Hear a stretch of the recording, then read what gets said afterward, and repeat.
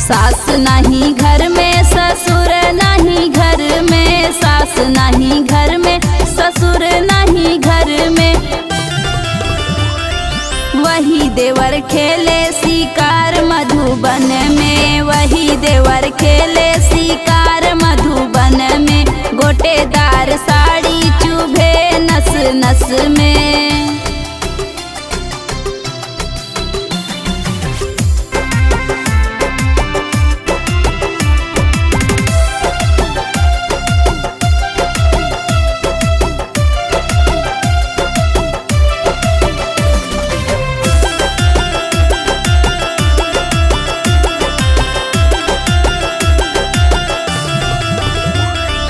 जेठ नहीं घर में जेठान नहीं घर में, जेठ नहीं घर में जेठान नहीं घर में।